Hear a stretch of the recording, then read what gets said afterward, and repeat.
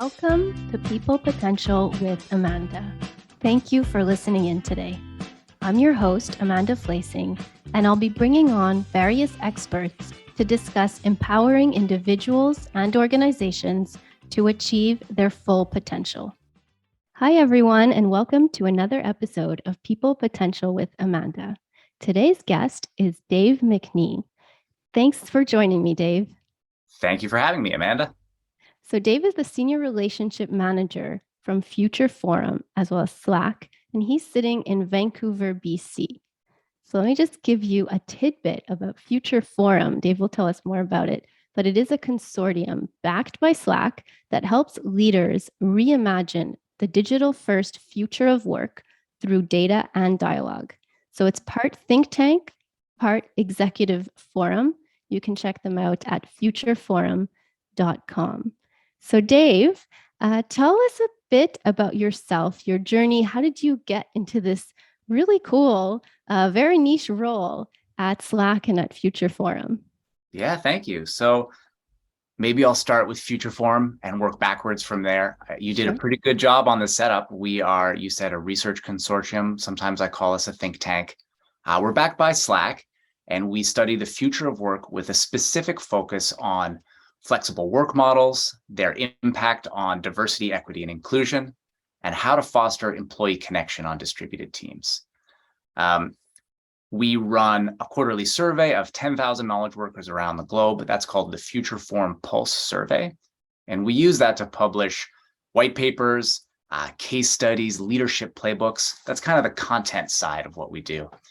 And we also recognize that there's a lot of content out there, there's a lot of data, and it all kind of falls short unless we give leaders practical advice on how to make changes. So in addition to our Pulse survey, we also run executive working groups, summits, workshops for leadership teams to help people put insights into practice. I've been on the Future Forum team for about 2 years as our senior relationship manager. So I work with the executives that participate in our programs to make sure they're getting value and they're able to affect change in their organizations. Prior to that, I've held a number of different leadership roles at Slack in the customer success organization. And prior to that, some experience doing some different things. We chatted about this in our intro, but I started my career at a digital ad agency and then took kind of an interesting career turn and spent a couple years working at a camp for kids with cancer as their director of canoeing and tripping, which is surprisingly related to enterprise software in a bunch of different ways. So you are a people person and deeply care about people's potential. And that is why, I really wanted to have you on this podcast. So thanks for joining. And I wanted to do a quick shout out to this book that the Future Forum has just launched. So How the Future Works. You guys can pick this up, I believe, on Amazon and everywhere else that books are sold. So check out the website. But it's a great read. And I reached out to Dave after hearing his talk at Running Remote, which was held in Montreal, but also virtually in May, and talked about some of the key findings of the book. So we'll dive into that later. But I wanted to start with, let's talk about Slack. Let's talk about, flexibility at work and major shifts that organizations have had to make when the pandemic hit. We all freaked out. We all had to go home. So what happened at Slack? What happened? How was it pre-pandemic? What happened during the pandemic? And what is the working remote and flexibility like now? Sure. So maybe I'll start with the last part of your question first, and I can give you a sense of what flexibility looks like at Slack today, and then I'll take you back through the journey because I think like every organization, it's taken some time. We had to try a few things along the way. But to start with today, our working model at Slack is digital first. We say we have a digital first way of working. And that means that for the most part, employees have the flexibility and importantly, the organization's trust to work where and how they're most productive. We have principles that guide our digital first approach. Those principles are flexibility, inclusivity, and connection. To give Okay. each of those a quick definition, flexibility is about empowering people with both location flexibility and schedule flexibility. We can get into that in a second. There's a lot to be said about those two different dimensions. Inclusivity means ensuring all employees have equitable access to opportunity, no matter where they work. And connection means investing in new ways to communicate openly and transparently in a largely remote environment and across asynchronous schedules. I will say right away that digital first doesn't mean never in person. That's the quick follow-up question I get. No matter where we work, we have tools and systems that help us balance doing our best work, living our best lives, and coming together in person when that's helpful as a team. Okay. And I think you guys had a head start being Slack, with the communication from everywhere and having that technology to support communication. We did. So, gosh, I remember, March 2020. It was early March. I think we were a little bit ahead of most organizations, but there was a very thoughtful message from Slack's CEO and founder, Stuart Butterfield, in Slack. Among many other things, kind of acknowledging the situation, he said, please don't come into the office tomorrow, no matter where you are in the world. And we were lucky we had a head start. We used Slack for 100% of internal communication and a lot of external communication too. So we already had that system in place. There was really no disruption to how we communicated. So we had that head start. Like a lot of companies, we went remote basically overnight, and that wasn't without conflict or challenge. And we can get into that in a second, but basically right away, we saw that there was an opportunity, and we saw that flexibility had the opportunity to improve how we work. But what we needed to do was really intentionally design our new system around flexible work to make sure that work policies were going to make work more productive and inclusive for everyone. At the same time, we saw a lot of organizations doing this lift and shift. So they were lifting the office-based norms, the way they used to work, and just shifting it right on top of people's home environment. And I think we can all relate to how that feels. We had all of our in-person meetings replaced with Zoom meetings overnight, and that feels a certain way. And what we saw is that the old office-based policies, when you put them on top of a distributed work model, that's the opposite of intentional design. And there's all sorts of opportunities for bias and inequity in work. So that was actually the motivation to start Future Forum. We realized there was a chance to fundamentally redesign work for this new era and to really help companies and their leaders with that transition. Well, yeah, absolutely. Picking a challenging time and using it as an opportunity to foster betterment for everyone at the company and more opportunities, and a lot of good did end up coming out of this very challenging time, right? Yeah, absolutely. We can get into the research a little bit, but when I mentioned the Future Forum Pulse survey, we survey 10,000 knowledge workers around the world every quarter, and we use that to measure employee experience. And the very high level takeaway is we have seen that flexibility is not only desired and now an expectation of employees, but it also has a positive impact across every element of the employee experience that we measure.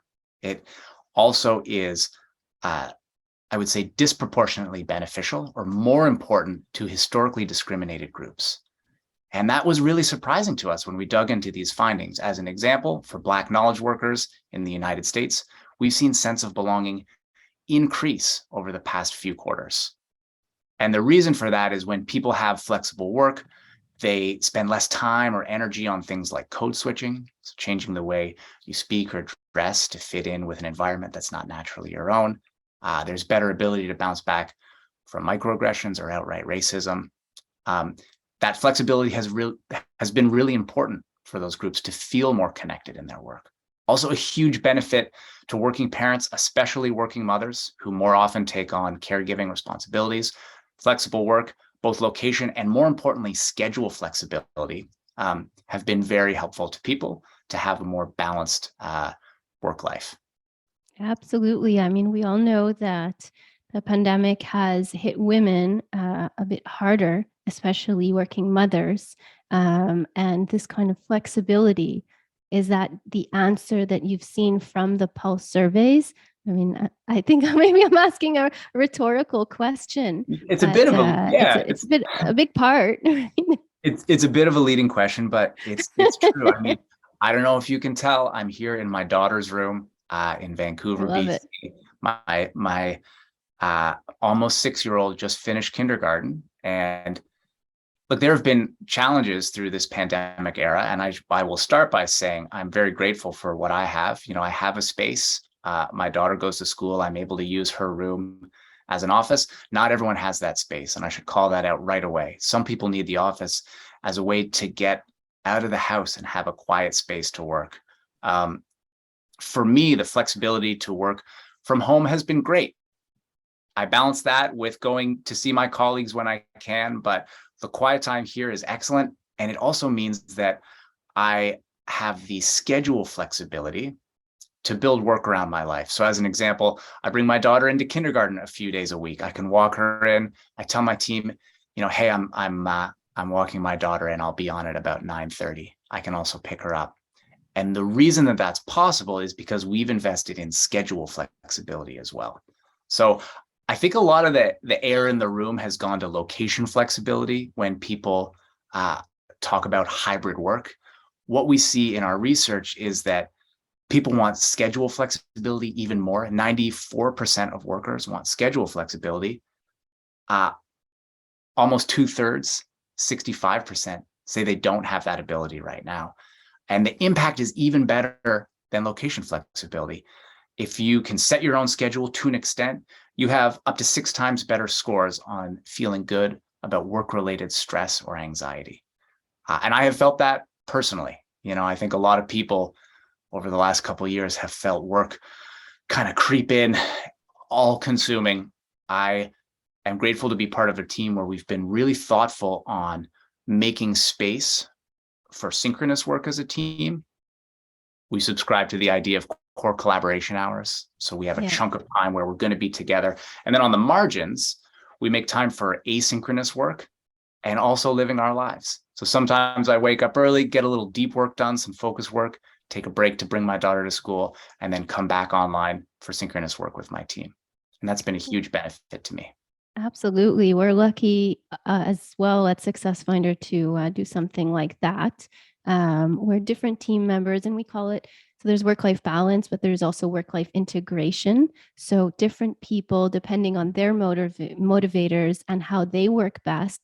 Some people want to start early in the morning, take a longer lunch, continue a bit later. So depending how you want to integrate it, or if you're a bit of a workaholic and that's okay for you, which is, I'm using myself as an example, I'll go to yoga at 5:30 and then I'll continue some more deep work afterwards when I'm like feeling really relaxed. And we're so lucky to have that flexibility in hours. And of course, we also have those core work hours where we're there to do some synchronous work.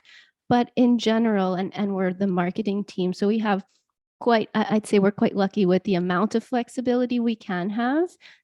We have some sync meetings, but a lot of async work. So it gives a lot of freedom for different people to operate in the way that works best for them, where they'll feel most productive, and they can also have a great work-life integration or balance, or do what matters to them.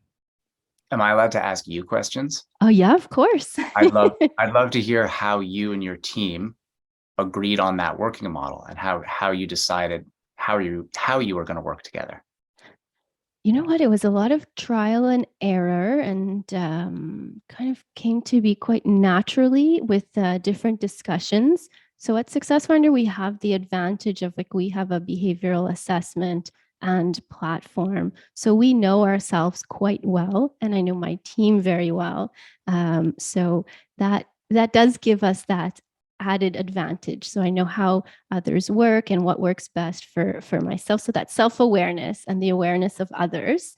So we do a quick check-in in the mornings, mostly like an agile scrum style where we just go through what we did yesterday, what we're working on today, and anything where we're blocked.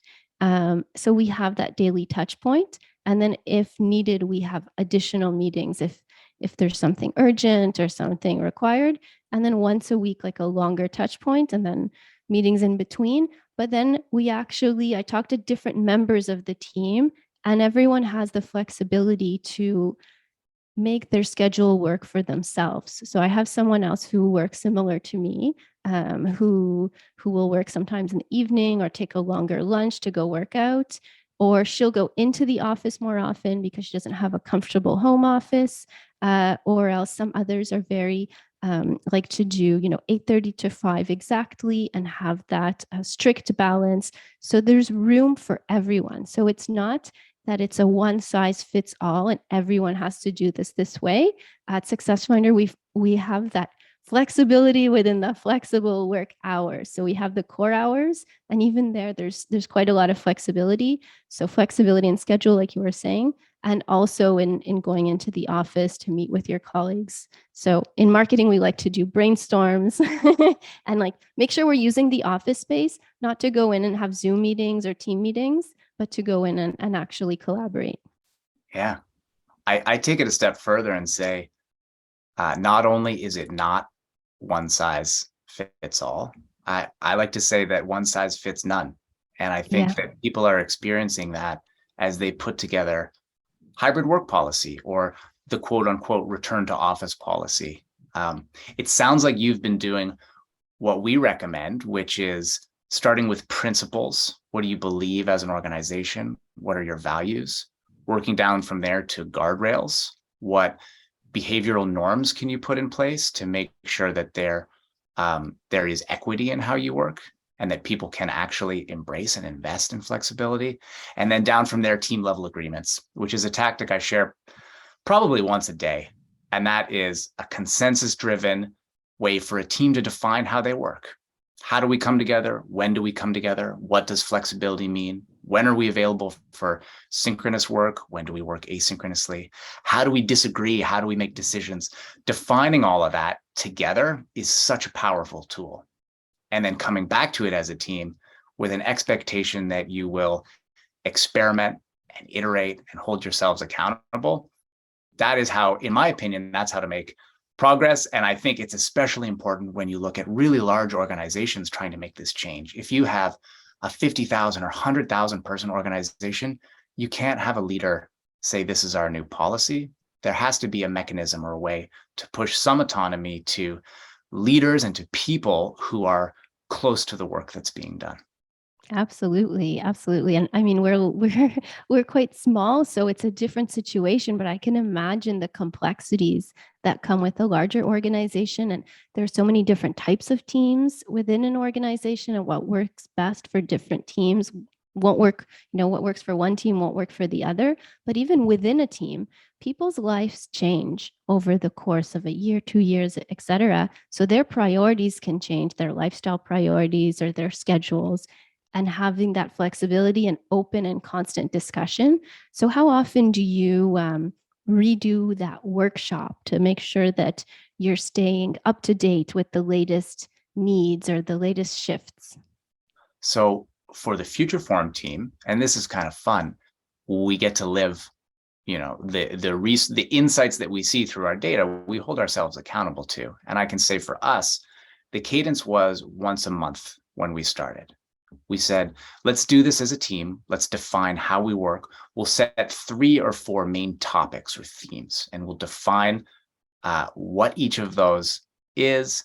How will we measure success? How will we know where we're successful? And we'll come back to it every month as a part of our regular team meeting cadence. And we'll make changes where we need to.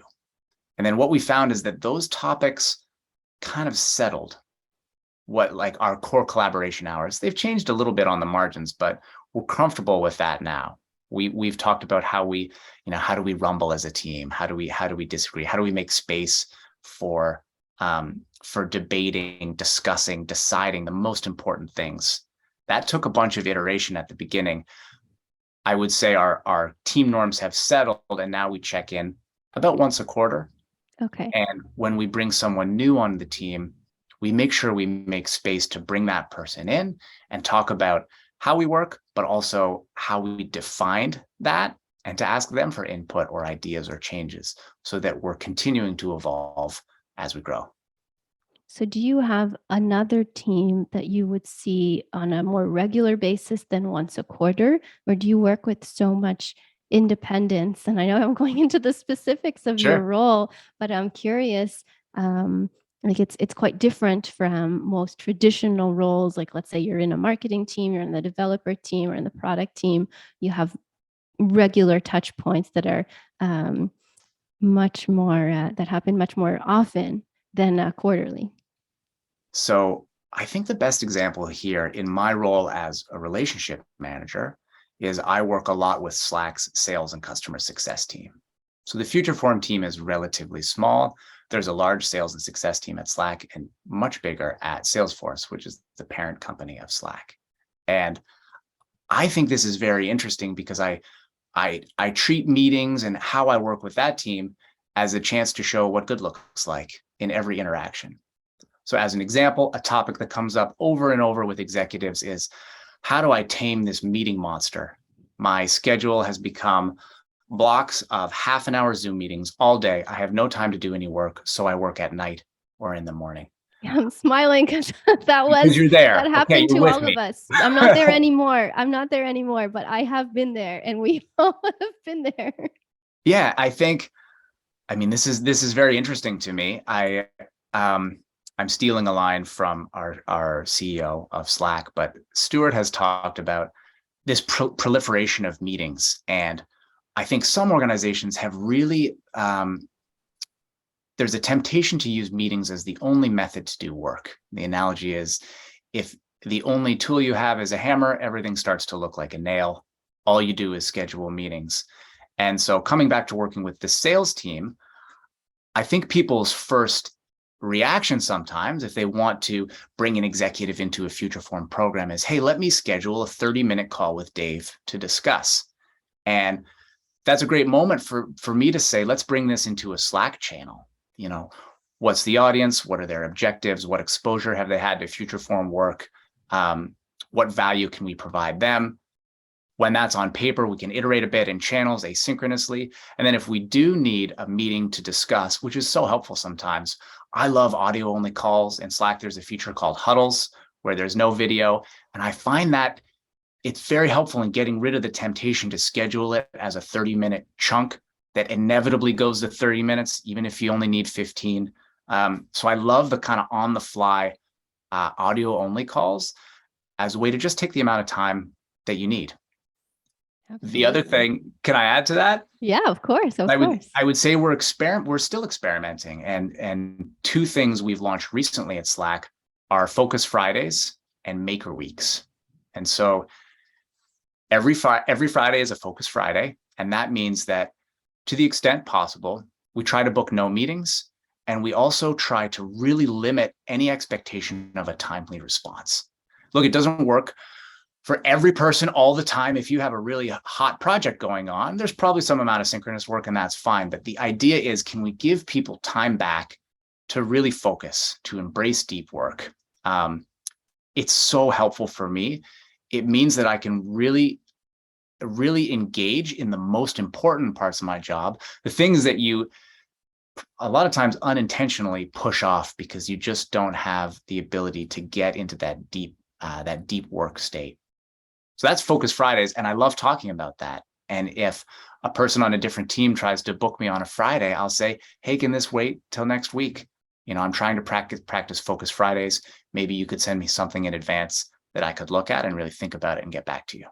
So the second initiative that we've started rolling out is something called Maker Weeks. And that is twice a quarter, we get rid of every recurring meeting and as many meetings as we can in general, and give people the time to, again, really embrace that deep work, the focus work.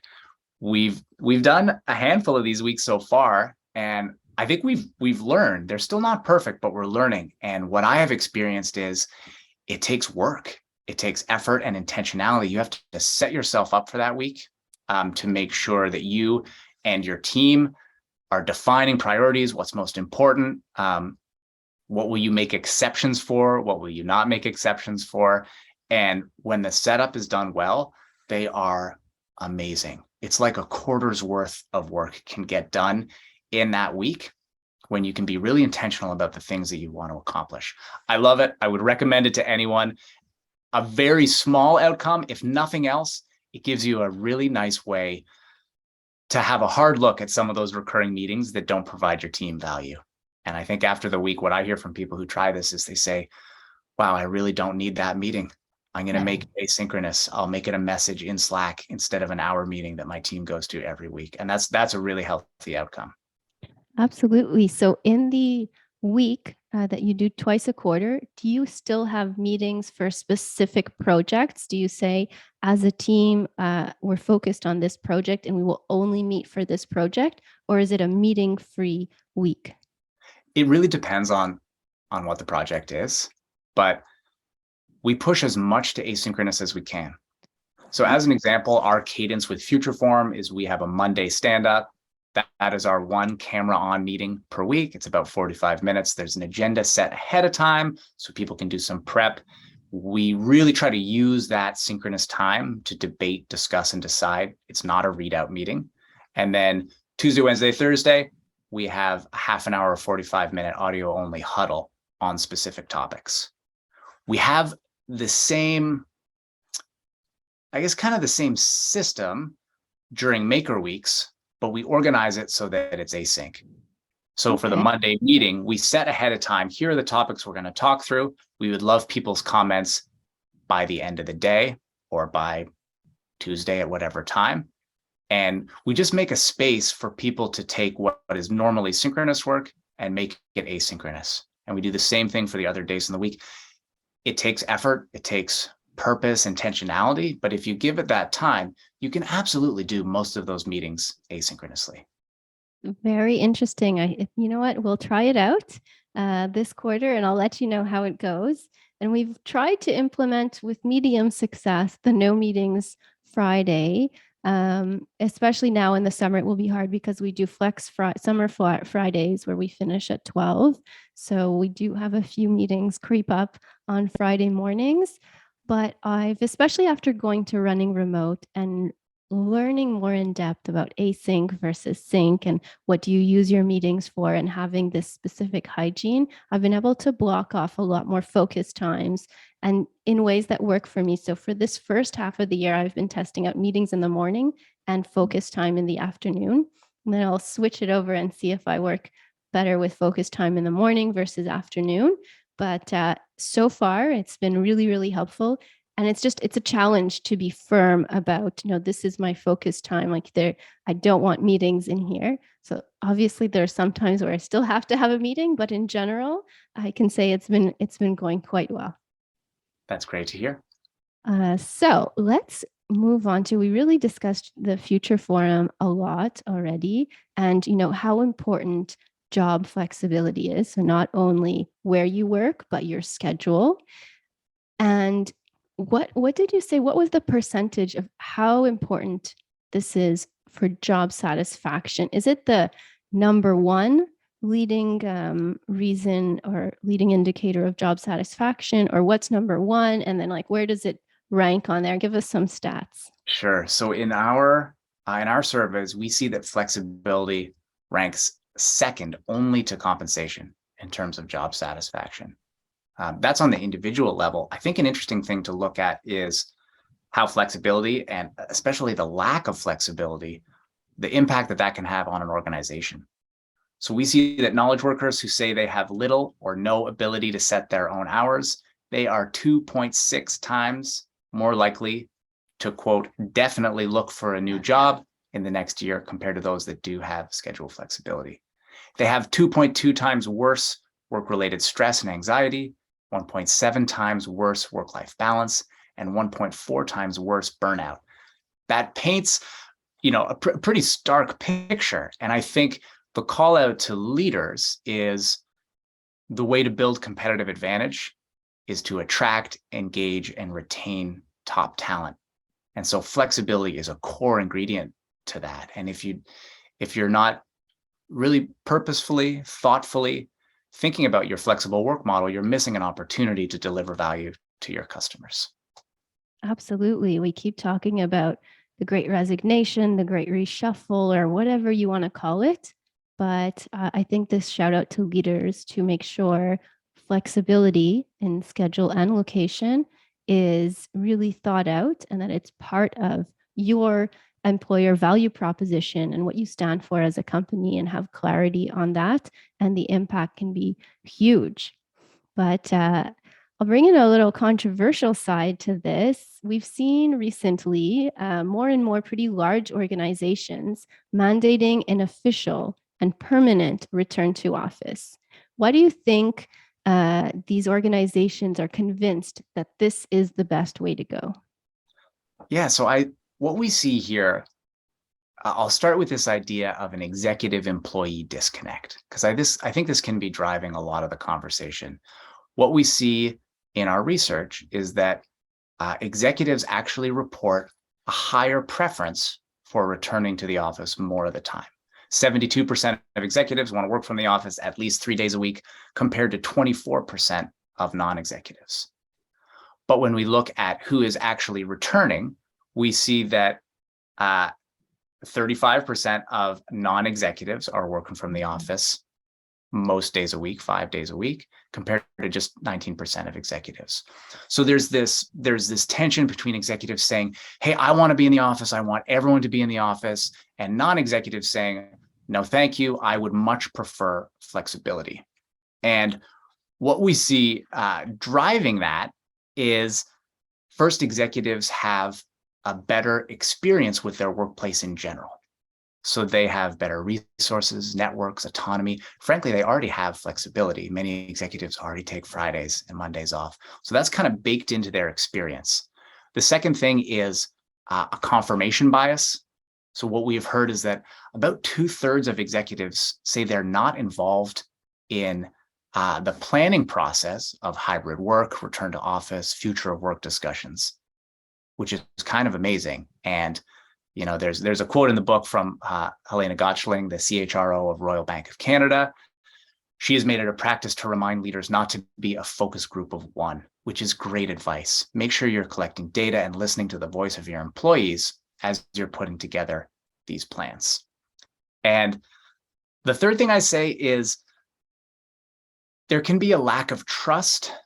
And I think when organizations engage in monitoring activities and not the outcomes of work, it can lead to a really unhealthy loop. You measure activities, employees become disengaged, they don't perform. You measure more activities, that circle goes around and around. You can call it the doom loop if you like. The opposite of that is trusting employees, giving them autonomy. They tend to hit their metrics. You can give more autonomy, that leads to engagement. I'll come back to your question on the higher preference for office work from executives. So we see that there's this disconnect. There's a temptation for executives to plan office policies with their own preferences in mind. I would also say there's kind of three conventional wisdom, the mythology of the office. There's three things I hear all the time. We need people back for culture. It's about connection, or it's for creativity. And I think each of those is wrong. I mean, I can go through them one at a time if that's helpful for you. We've written about this stuff at futureforum.com/blog. You can search for these words and pull up the full articles. But people talk about culture as a reason to bring people together. What we see in the data is that sense of belonging is actually higher in distributed environments, especially for underrepresented groups. We talked about this before. Flexibility means less time code switching, better ability to bounce back from microaggressions or outright racism. So there's an opportunity to build a more equitable environment, a more inclusive corporate culture, instead of using the traditional office-based norms, which really don't work for everyone. They work for a select group. Absolutely. And culture is not tied to a location or an office. It's built off of your values. You can pull it. I mean, we pull culture from a data-backed perspective with behavioral stats, but there's the aspirational side of it. So it's not you have two sides pulling you from what is your culture now, how do you want to move it to go with your values and what your vision is for the company. And it shouldn't be, and in today's world is mostly not tied to a specific location. And that has been a huge shift for so many companies from one day to the next in 2020. Absolutely. The second myth I hear a lot is connection. I get this all the time. What about the water cooler? We need people to bump into each other at the water cooler to share ideas. That's going to fuel our innovation. What we see is that open office floor plans, they actually hurt connection. And again, there's something really interesting here to consider for underrepresented groups. Who feels comfortable bumping into an executive to talk about what they did on the weekend? That caters to one group. What we see for companies doing this really well is that when they design with intention, they're able to build mentoring programs, as an example, that are effective and that help a broader group. So rather than putting everyone in the office and hoping that they will find a mentor, you can act with intent, you can assign a mentor, you can build a program to help give people what they need. We see things like there are apps like Donut or Gather Round, social channels in Slack. That's a way to include more people and base it less on who is able to be in the office 5 days a week, who has the time, the childcare to be able to go to happy hour drinks. There's a much more inclusive way to build connection. Yeah, absolutely. Doing it with the intention. And I would say we've started grazing the top of that, where we do, like virtual office hours or virtual coffee breaks, or at our all hands, we do breakout rooms and have specific topics or polls. And so we've been testing out different ways, or like virtual happy hours on Thursdays versus some are in person, and we mix it up. But I feel like we're still finding that cadence and adding that potentially that mentorship aspect with more intention is a really great tip. Yeah. The third myth I'll speak to is creativity. And I hear this all the time. We need to bring teams together to be creative. And I'll say being with people is fantastic. When you bring people together, do it with purpose, do it with intent, and make sure that you're solving for human connection, because that is something that's hard to do over a camera. But on the topic of creativity and innovation, we actually brought together a group of academics that study the space, creativity in the workplace. And the headline on this is that physical proximity is not the most important thing. What matters to a team's creative output is psychological safety. Do you have trust? Can you ask for help? Do you feel comfortable making mistakes? That is what is going to improve a team's output, defined as generating new and novel ideas. And there are a lot of ways that you can do that as a team. We talked about team level agreements, establishing principles and guardrails. That all fits together here. And then I love to talk about practices like brain writing instead of brainstorming. So if you need to produce something, take the time to set up that brief, set expectations with the team, and then give people a chance to do their own work. And then when you come together to meet, use the meeting to debate, discuss, decide, not to generate ideas. I think everyone has felt the useless brainstorm meeting where there's one person who hangs onto that dry erase marker at the whiteboard and does all the talking.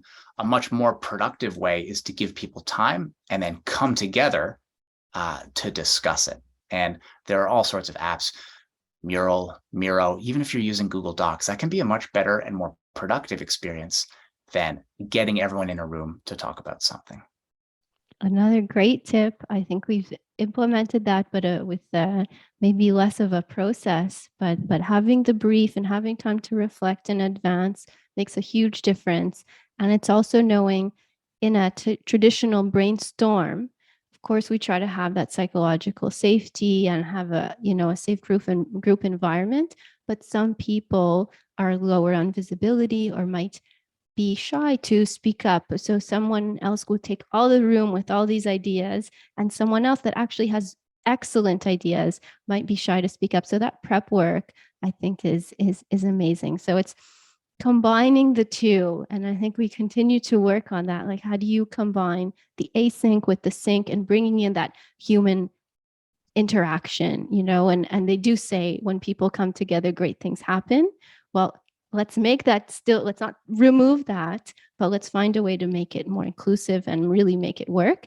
And then the other challenge has been, as a team, if some people are remote and some people are there, how do we ensure that there's equity and fairness, and things like each person having their laptop on so you see each face on the screen, even though some people are in person. And so there's we continue to adapt and adjust and be mindful and keep learning from people like you. So Dave, let's wrap this up with a final question. And this is my traditional people potential question. So how do you unlock your own potential? Thank you. So I thought a little bit about this. It's a tricky question. I will start by saying, this is where I'm at today. I would have had a different answer a year ago. I'll have a different answer a year from now. But I thought of three things. The first thing is to really work with my team, with my manager on setting clear priorities. And what I've seen at other organizations, especially places where there's been some attrition, people are leaving, it can be really difficult when someone leaves, other people pick up that work, there isn't a backfill in time. If there's too much work, it is really difficult to feel engaged, to feel like you're meeting your potential.